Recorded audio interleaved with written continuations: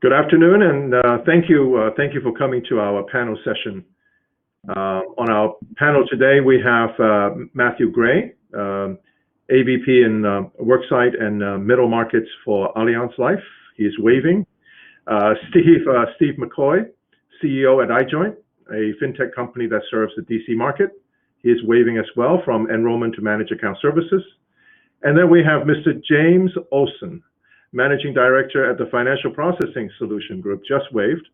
FPS provides technology platforms to the retirement and financial services industry. And I'm Philip Chao, your moderator. And during this session, we encourage you, all of you, to text your questions, and we'll try to respond accordingly.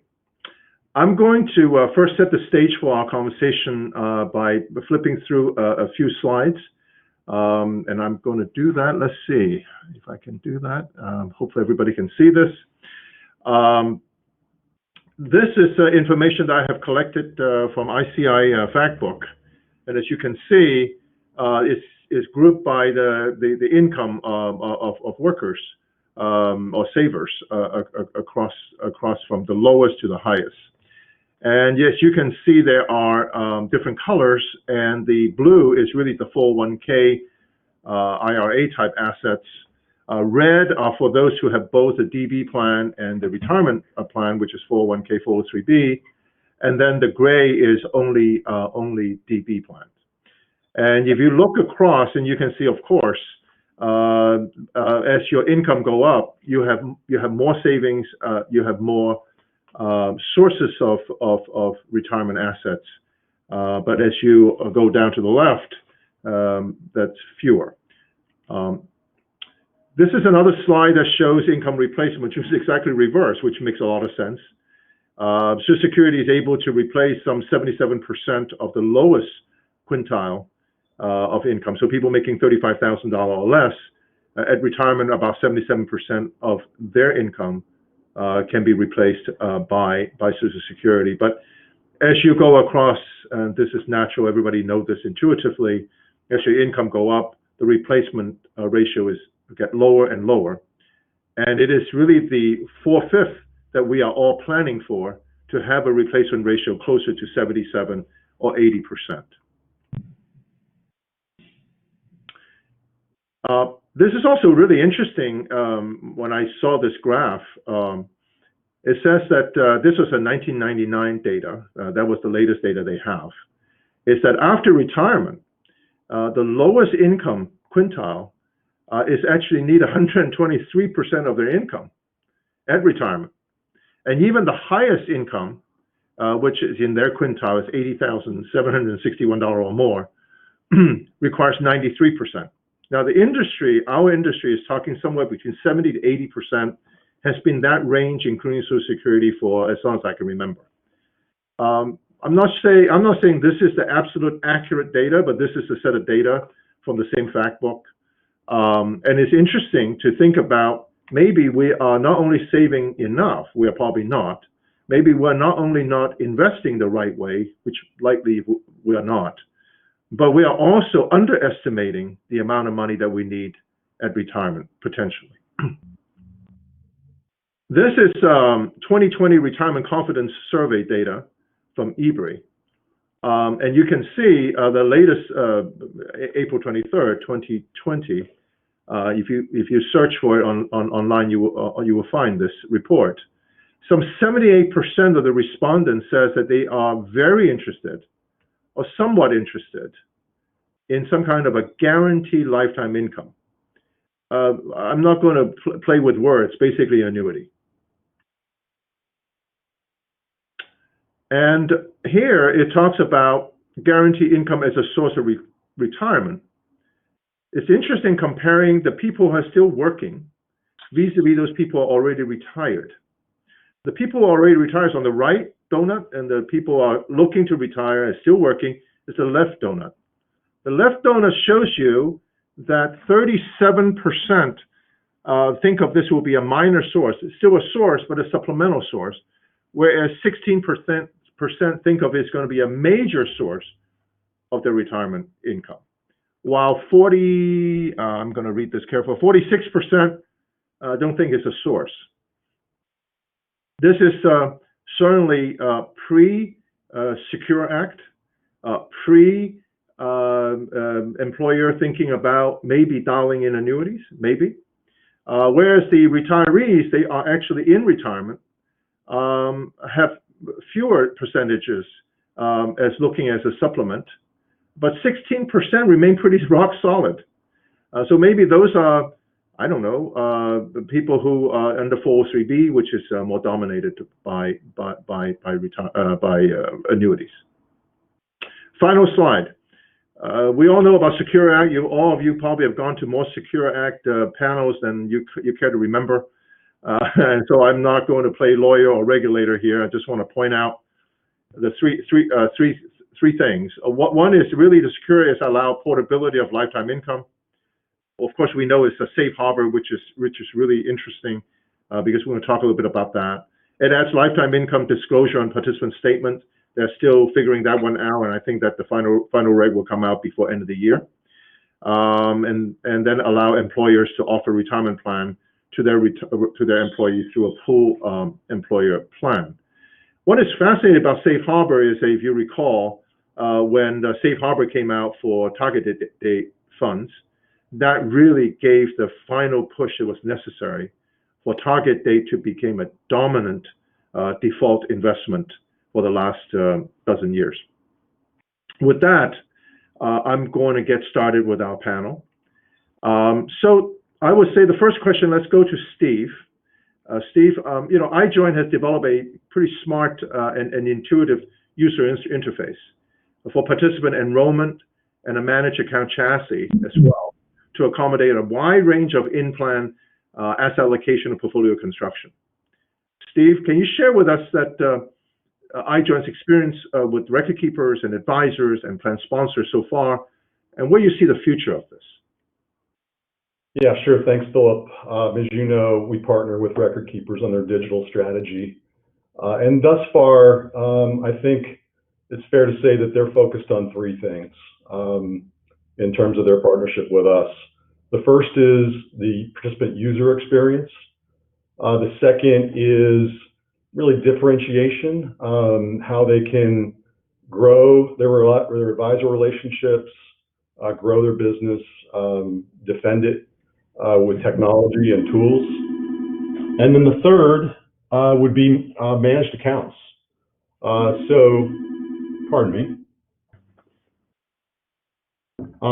So just a brief comment on those three things. And I was heartened yesterday to hear Jenny Johnson's comments emphasizing the goals-based approaches and personalization, because that's squarely in our wheelhouse here at iJoin.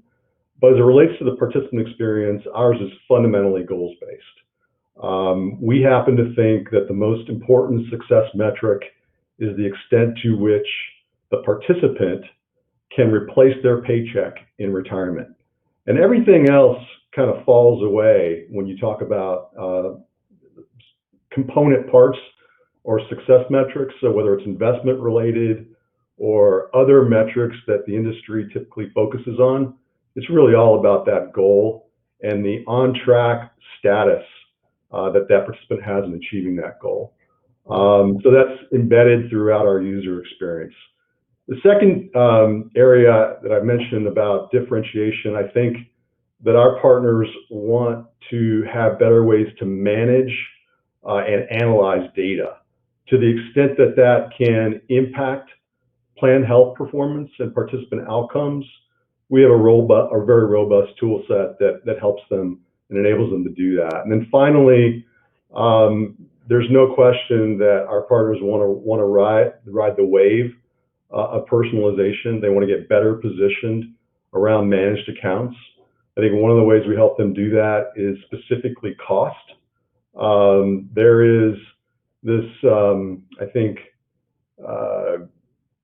prevailing notion that these solutions that are out in the marketplace are too expensive They don't support younger investors because of that factor. And I think we help our partners get better positioned, whether that's to be more competitive or whether it's to drive revenue and margin. So as for the future, we're focused on really two things. We want to expand our managed account solutions so that it's more flexible and can help our partners accommodate more or various types of demand that will continue to emerge. So whether that is different methodology types, whether that's opt-in or opt-out solutions, we want to build this such that it can accommodate more as opposed to less. And then, as you know, as my partner James Olson knows, we are hard at work on extending our user experience to support the decumulation phase. And I know that's something we're going to talk a lot about today. Great. Thank you, Steve. There are lots there that I want to come back to. I don't want to focus on all the things you said so far, but I think we're going to have a wonderful conversation among all of us. Well, since you mentioned James, I'm going to go to James. And James, under your leadership, FPS has been working hard to develop and construct a mechanism that could incorporate annuity and annuity contracts as an in-plan investment. It's kind of interesting today we think about annuities as an investment. Can you share with us that what gaps does FPS or you see and how your solution or what you are doing can fill that gap? Please. Thanks, Phil. Part of this is maybe going back a little bit, that in about 2013, FPS started building out technology called IPX, and it was targeted really at the 403B multiple provider space, which is a house of mirrors compared to the other, more traditional 401k market space. And that market has much more prevalence of annuities in it. So really the basis of what we started doing there was to create what I'll call an open architecture plus environment that supported mutual funds, ETFs, collectives, what have you, but also annuities, to create a combination kind of trading system that allowed the combination of an annuity component with a line of mutual funds or a managed account or a target date fund, whatever it may be. And the interesting thing about 403Bs is I think the 401k market could actually learn a lot from the 403B market and vis-a-vis, but 403Bs were inherently, the multiple provider plan. You had many products, you had many advisors, you had multiple distribution, and it was still all running under the construct of a plan. And so to solve all those relationships and all those puzzles and to service that, I think in a new way, combining annuities into that factor, which most record-keeping systems and around the traditional tape space hadn't done quite in the same way, kind of introduced us to this idea of not only is it a personal account, but you can also access an annuity that's still in plan, because in the 403B market, that's how it works. And so we kind of took all of that technology that we built, the annuity processing portal, the enrollment, the policy engagement, whether it's group or individual. And around 2015, started saying, how can we apply this into the 401k market? And so that was really the catalyst of the journey, was how do you solve for 403B, a lot of learning of how the market behaves around that kind of structure. And then saying, and the inertia of the marketplace with the interest in lifetime income kept growing at the time. And so it was a natural adaptation of everything we built to say, let's bring this to the 401k market and allow for a personal pension plan design that can easily connect to a 401k record keeping system and kind of reinvent, how this can be delivered in the marketplace, which is, going back to kind of our partnership with iJoin, that's really been accelerated because of the capabilities that iJoin has, not only with enrollment, but their accumulation factorization, and then now heading into the de-accumulation and the ways just to integrate very seamlessly with record keepers. So let me follow up with a quick question for you, James. If I'm in the audience, I'm hearing this, do I feel that you are you are getting into the record keeping space? Should I feel threatened, or should I look at you as a partner? How should I view your place? Because you play a very important function, but I want to sort of get to understand that a little better. Well, don't feel threatened, Philip. I'm not. Thank you. Clarifying question. We have actually we don't do any 401k record keeping at all. So we are not a 401k record keeper in that traditional sense. What we view this as being is not too dissimilar from an SCBA kind of bolt-on to a record keeper.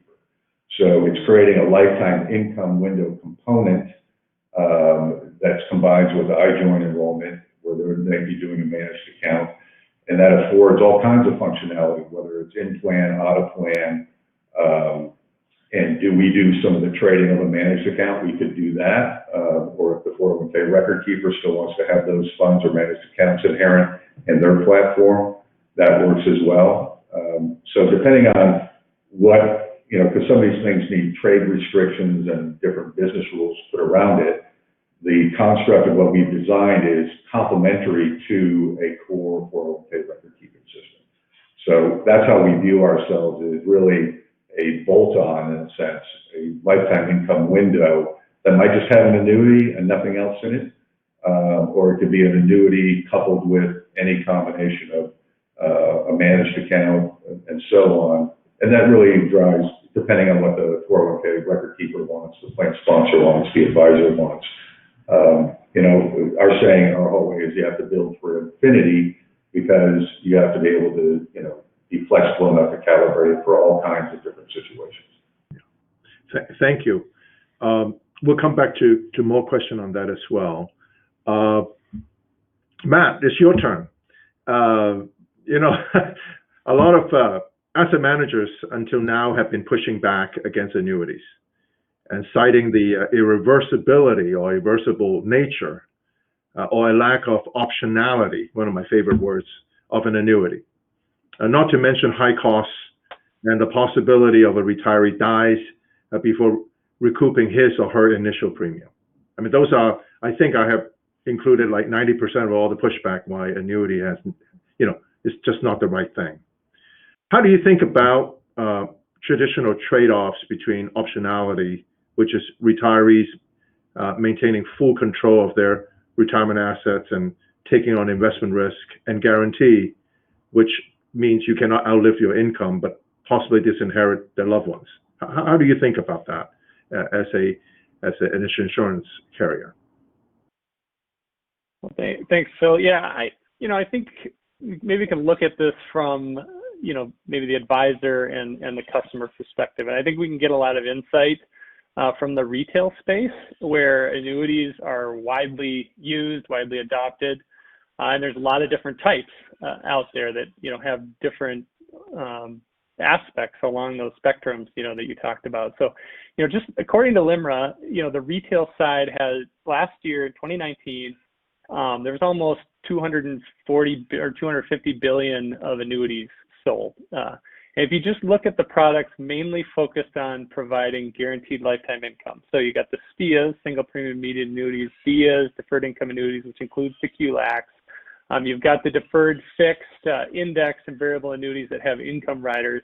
That population just specifically focused on income is about 85 billion.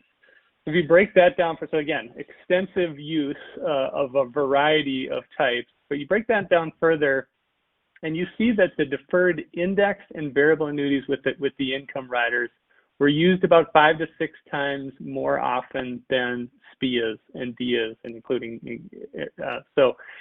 and that's been pretty consistent over the past 5 years. And so why is that important in relative to your question? I mean, SPIAs and DIAs are great lifetime income products, but they do lack some optionality, and they have the irreversibility that you talked about. And the products with more flexibility with these income riders are much more widely adopted. And as you talk about investment control and investment risk and leaving a legacy, consumers really want a balance. And again, not just an all or nothing, which again, you can see when you look at the data of where these products are used, what people are looking for. They want that flexibility. So it isn't an all or nothing irreversible decision. So what you are saying, if I can, there are a lot of acronyms in there, so I'm trying to figure this out a little bit. So what you're saying is that today annuities, or not even today, more recently, a recent past, annuities really providers, carriers are really looking at adding that optionality so that during lifetime there's more ability to reverse the decision if necessary for whatever reason, to give them more flexibility to do different things with an annuity rather than set it and either forget it or regret it, is one or the other. What am I thinking correctly? Am I saying it right? Yeah, and I don't know what, that various players might be doing there, but I think, that it's just a challenge, I think, that we've seen as you look at these types of products, particularly for the in-plan space, and, not potentially having that flexibility. And then you go and look where these products are actually used and how that, that can be a deterrent. I'm not saying, products that are, annuitized are bad in any way, not at all. And that can be totally, the sponsor and looking at their participants and wanting to be able to serve them, in the best possible way. But I think just we do see when it comes down to it, if it's, turning all of your savings over, a portion over, and then that becoming an irrevocable decision, that's really hard for participants to get behind, sponsors to get behind as well. So I think, there are some lessons, as kind of James was talking, you can carry over from a 403B space to the 401k space. I think there are some lessons you can take from the retail side, where there's extensive use of these products, and seeing, just the adoption of products with flexibility, 5 to 6 to 1 compared to those without. So you have answered like 80% of the next question I'm going to ask you. I'm going to ask you anyways. So the annuity safe harbor rule that we kind of ran right through at the beginning of our session under the Secure Act is really a green light to life insurers like you, like Allianz, to place guaranteed lifetime income products in the DC plan space, right? And so Allianz is a leader, I know, that much I know, in the individual annuity product innovation in the retail space, as you have mentioned. And I understand that you guys have been studying this space for some time now, in terms of in the DC market. So can you share with us what is the difference and similarities as you look at the retail space? We're still dealing with people, right? At the end, we're dealing with folks who are looking to retire and looking for that certainty of a lifetime income, that they know there's a check coming in that they cannot outlive. I don't care, you're in plan, out of plan, sometime in and sometimes out, whoever you are, there's still this desire to have certainty to some kind of income. How do you communicate this to participants, you think, and use annuities as a source of income for life in plan based on your knowledge of retail market? Yeah, well, you're absolutely right. I mean, at the end of the day, it's a consumer with very similar needs, both in the retail side and the DC side. It's protection of their accumulated savings. It's income replacement you can't outlive, and some other things like keeping pace with inflation or maintaining a level of control over your investments. So those are all very similar needs between the spaces. But I think when you look at the differences between DC and retail, and particularly how for the market for guaranteed lifetime income, I think, again, there are some lessons. We talked about some of those that they can learn from each other. In DC, you get the benefit of institutional pricing. You have simplified fee-based product designs. You've got plan sponsors, investment consultants, benefit committees, all under fiduciary standards, ensuring that the products are appropriate for the plans and participants that have them available. So, as a participant, that's excellent. You can be assured that you're getting, a very competitive and valuable product. And I think those lessons are already carrying over to the retail side, just with all the iterations around fiduciary standards and sales practices. Also in DC, however, there have been a lot of really innovative products over the past couple of decades, but the adoption has been low. And, you've noted the Secure Act, which is clearly addressing some of the key issues behind, that low prevalence and low adoption. But there still are some product design and technology challenges. And, James is talking about some of the challenges of just administering annuities. And I know, he'll be talking about that some more. But from a product design standpoint, what we hear from investment consultants, plan advisors, even participants is despite all the innovation, there are still several challenges. And we've heard, that some of the products in the DC space are illiquid or not very flexible in when and how the income is taken, or the savings aren't protected while they're accumulating, or once income begins, the opportunity for that income to grow and keep pace with inflation is limited without really hammering the level of income to have a guaranteed level of growth. Or, just the cost for the guarantee, maybe despite even being institutionally priced, is still just too high relative to the other investment options in the plan lineup. So this is where I think the DC space can learn a lot from the retail side, where there's been a lot of evolution and innovation in these product types, significant adoption, like I mentioned, and the product design really has evolved to address some of these concerns that I mentioned. Great. We have a question from the audience. I'm going to ask it. A little bit more insight as to why a pure QLAC would differ from something like car insurance, where no one seems to complain about no accidents. Also, wouldn't a QLAC potentially leave other assets for heirs? You want to give that a try? Yeah. No, I mean, QLAC is a fantastic product and a fantastic evolution that was made available through, the regulatory movement. But, just talking about adoption, I mean, I think we've, the numbers I was talking about, 85 billion focused on pure lifetime income. I think it's 0.25, billion that's focused, that's a QLAC. So nothing wrong with the product, and certainly, it is that pure longevity protection that kicks in, at some advanced age, and certainly would allow, the ability to leave assets for heirs. So it's fantastic, and that is I think really a decision by the sponsor and the advisors, really looking at the plan needs. But again, it's sort of turning over an amount of your assets and really no flexibility on that. If you live, you get it. Great, that's the point. It's longevity.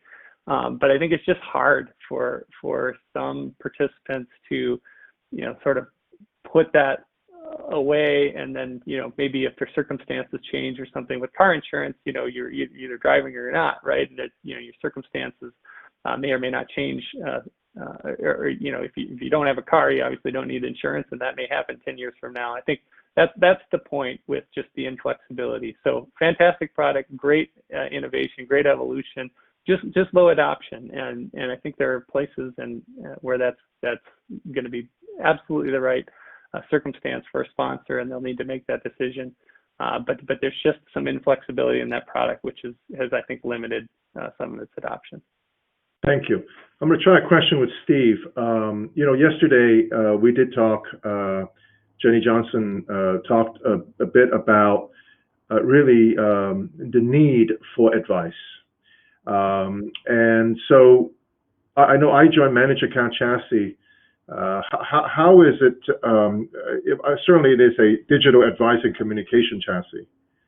And how does it incorporate advisors into engaging, if necessary, with the participant about how to guide them, how to help them? Because one thing we recognize, I think, at least that's how I think of it, insurance or insurance-related products can be complicated. It can carry some kind of baggage that is unnecessary or unreasonable, and that it does require a third party to sort of explain. How does your iJoin's program potentially incorporate advisors as well in the mix of advice? Yeah, so I think in two ways. The first is that foundationally, that advisors are typically working with an investor on a financial plan, which has a goal. And our digital solution is very consistent with that. So I know, some terminology yesterday that was used was sort of continuity of advice. At the point in time where it makes sense for the advisor to engage one-on-one with that plan participant, they will be informed. They'll have the data that's necessary.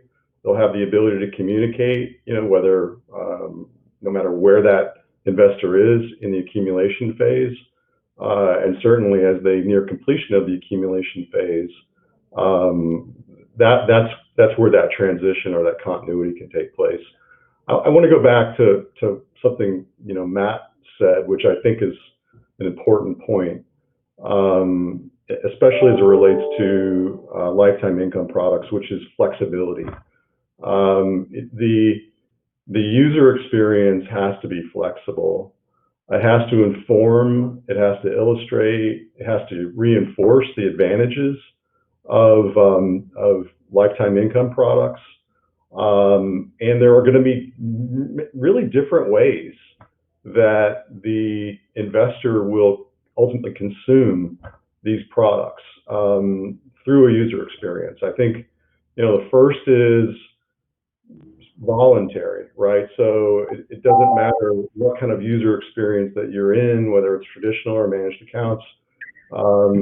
You're gonna have the ability to raise your hand and say, that makes sense for me, and I understand it. It's simple enough, conceptually easy to understand, and I'm gonna take advantage of it. I think the other two are more consistent with an automated advice solution or managed account.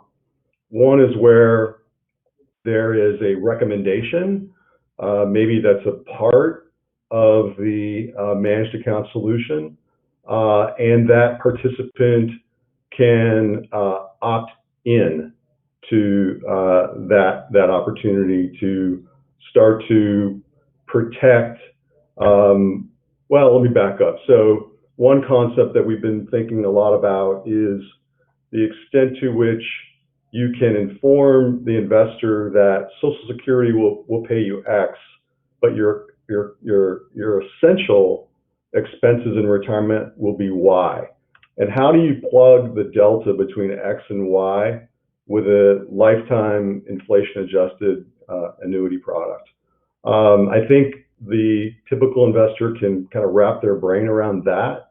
And so that's an example in the second point where you're recommending, you're more actively recommending it through the user experience. And then the final way, Philip, is really, it's just a default, right? It's embedded or baked into the managed account solution or the algorithm, and then the participant really opts out if they don't want to take advantage. That's great. So let me think about that framework that you talked about. So a lot of times when people say, well, I may need an annuity, how much do I need, and so on. So first of all, by using a digital advisor or digital advice through a managed account framework, there are a couple of ways to do this. One is really your framework of, hey, look, what is it that I am trying to replace that is fixed costs that in retirement I should not live without. So whatever that number is, let's say 2/3 is provided by Social Security, and then we still have 1/3 that I need to have.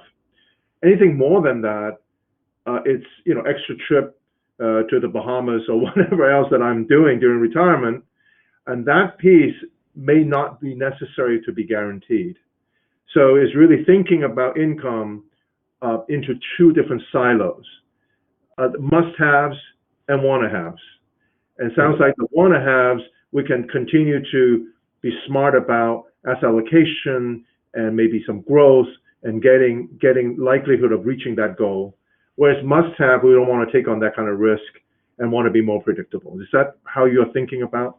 Yeah, that's exactly right, Philip. And I think the industry is recognizing that traditional investments and insurance investments really go hand in glove. I think James can really speak to this best, though, when he says that it's important for the solution to preserve the contract for guaranteed income between the investor and the carrier.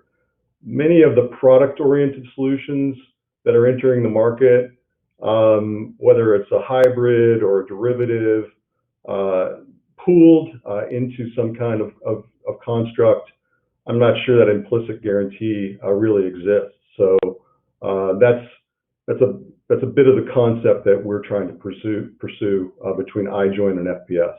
Yeah. Let's go to James, and I'll come back. There is a question that I would like to ask from the audience. But James, how does the FPS coordinate the complexity of administration, and then you have reporting, you have because you're in a highly regulated industry, right? Communication between record keepers, asset managers, plans. I mean, I go on, and advisors and participants. When a group or individual annuity contract is made available in a DC plan, let's say through iJoin, they have decided that they wanted to incorporate, they being the plan sponsor, annuity into the mix. So how does your system handle that, and how do you handle portability and all that, which is very germane to Secure Act? Well, that's a very broad question, Philip. Okay. Yeah. I won't ask it again. That's it. I'll distill it down to something Please. digestible.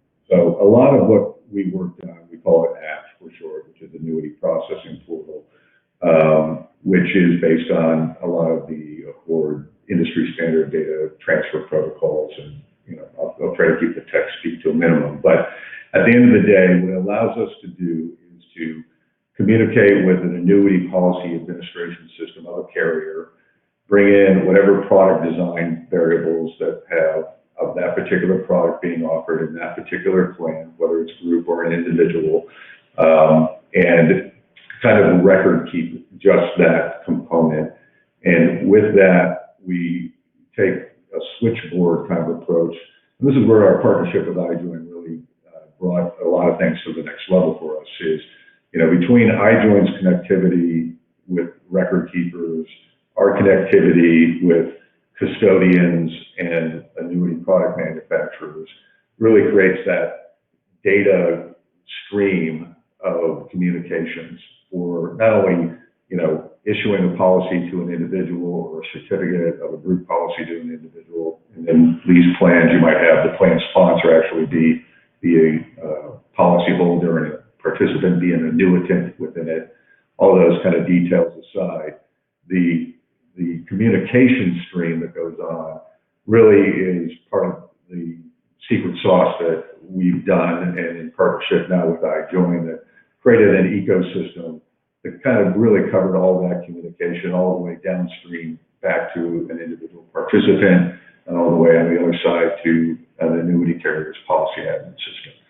So I think what we've done in a way is created like a DCIO market for annuity product manufacturers to make something available, not unlike open architecture in the mutual fund 401k space decades ago, and say, and then I think you're seeing new products being designed, which Matt talked about earlier, these are specific in-plan product designs.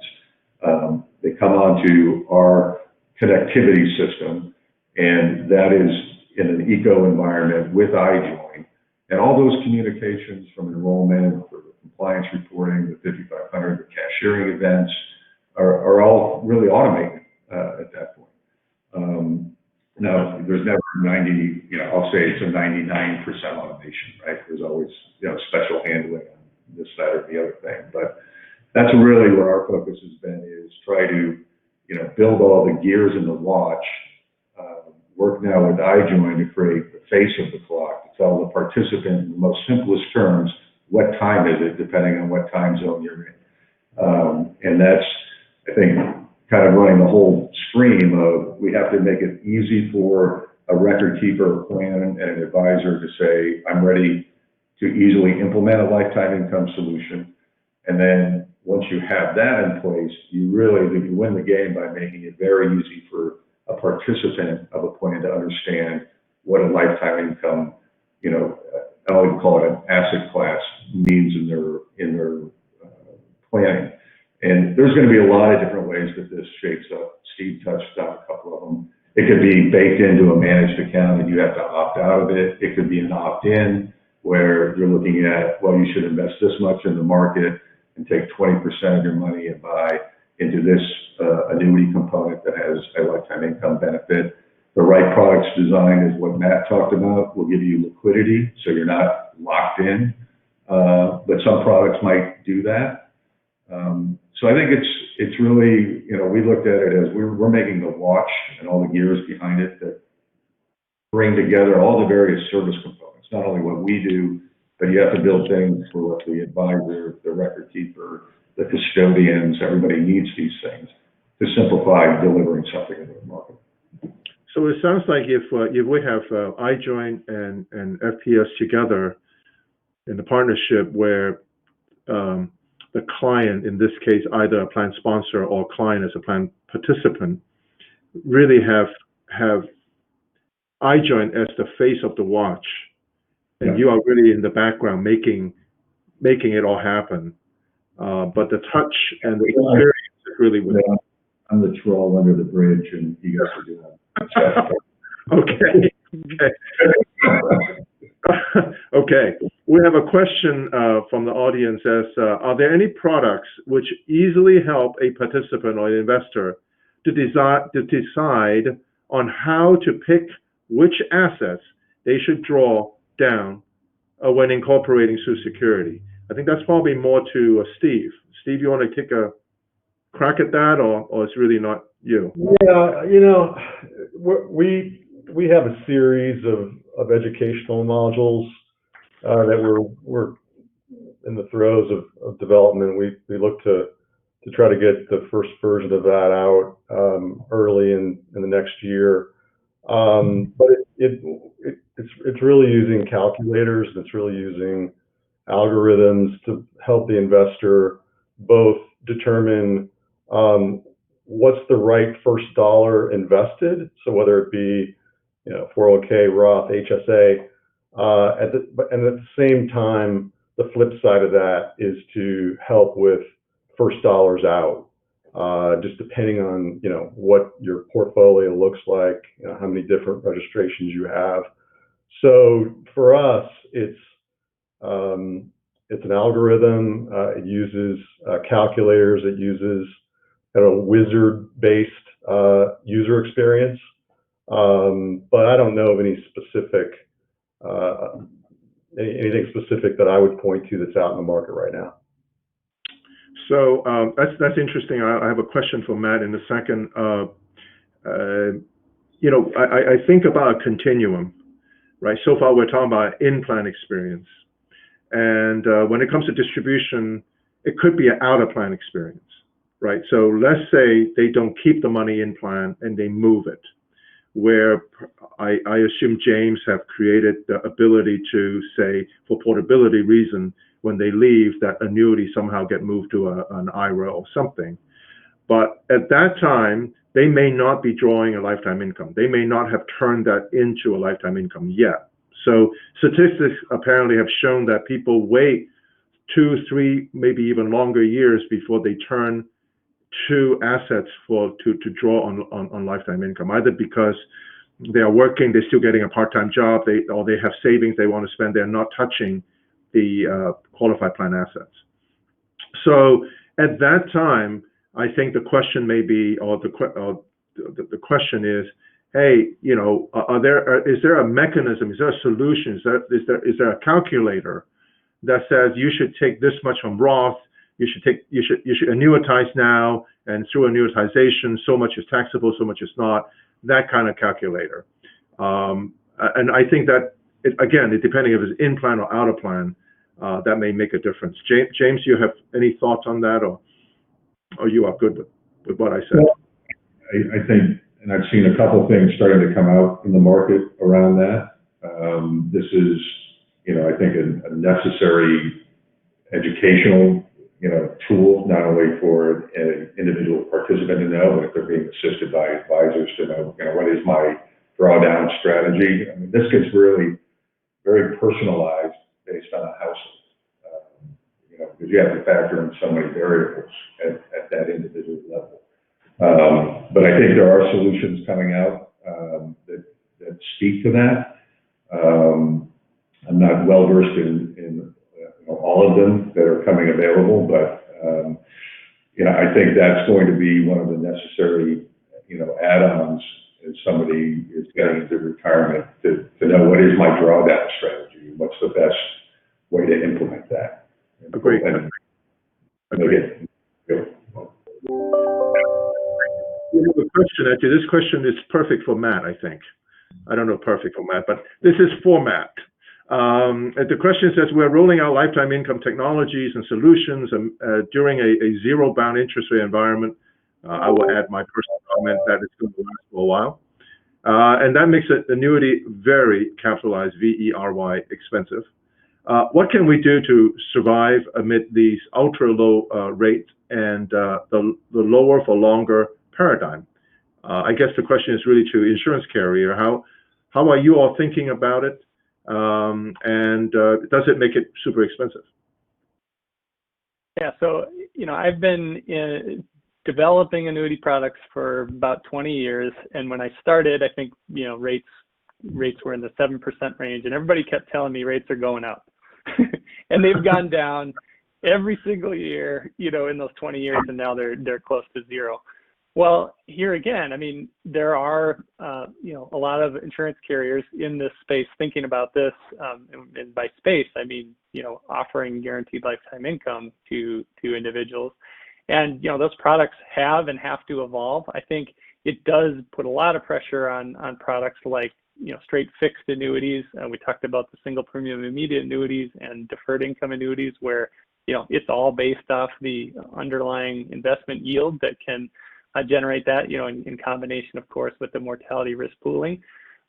So, I think you do have to look to other types of products that are more sustainable in this type of environment, but they give participants the ability for growth, give participants guaranteed lifetime income.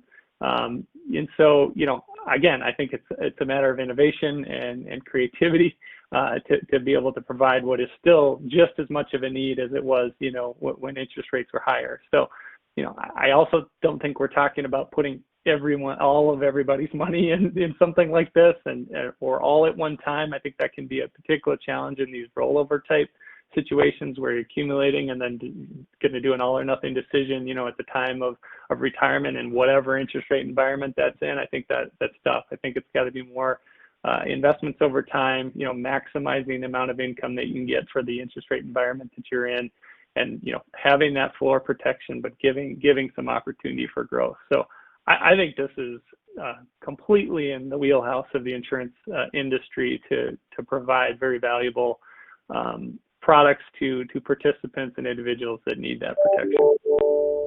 I would add just very quickly that we are all in the same water. From an investment standpoint, forget about annuity for a moment. Forget about insurance company. We are being challenged. I mean, right now we have a negative interest rate environment on a real rate basis after adjusting for inflation. We don't think, well, certainly the Federal Reserve has made it clear that they're not even thinking about raising rates for 3 years. They want to see the white of the eye of inflation before they even think about it. So I think at least in the foreseeable future, we are going to be in the zero bound environment. And I think it is challenging. I think it's challenging for everybody who wants to invest. And at the end, it's about risk. It's about how much risk. And if it is challenging for an insurance company who controls trillions of dollars globally, I can imagine how challenging it is for an individual who cannot mutualize their risk and try to invest for him or herself, with or without an advisor, to try to equal or better what large institution can do. I think that's the flip side of the challenge. So I think we are all facing the same challenge. And yes, I think it's a difficult time because of financial repression. I think our time is up, if I am correct. I wish it isn't up, but it is up. So I want to thank all three of you for allowing me to ask these questions. I am more informed. I know I would have asked even more questions if I'm given another hour, but since I don't, very best to you and your companies, together or otherwise, in innovating new products and solutions to help advisors, consultants, so that make lifetime income, a reality in the DC plan space. We'll be at the iJoin booth to continue and responding to your questions. Thank you very much.